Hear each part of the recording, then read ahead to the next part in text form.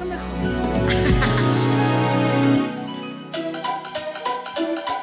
En el espejo de mi habitación flotaba una chiquilla en camisón que en vez de preocuparse por jugar lo hacía solamente por soñar.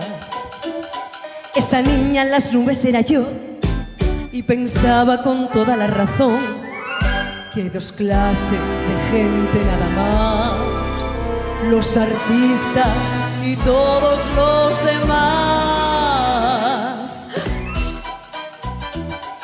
Sacaba ropa vieja del baúl y me vestía como en Hollywood. Me hartaba de cantar y de soñar o de ensayar la escena del sofá.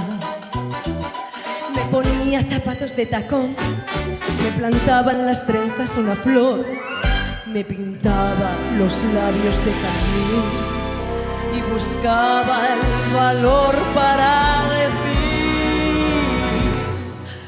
mamá, quiero ser artista. Oh, mamá, ser protagonista. Con pieles o harapos, con tal de ser trapos, de estrellas solistas que hacen suspirar. Ay, mamá, quiero ser famosa.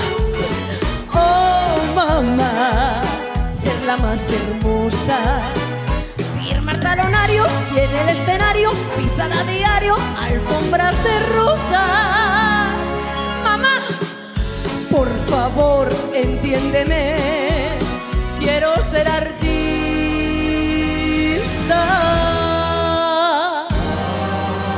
Ese coro. Mamá, quiero ser artista.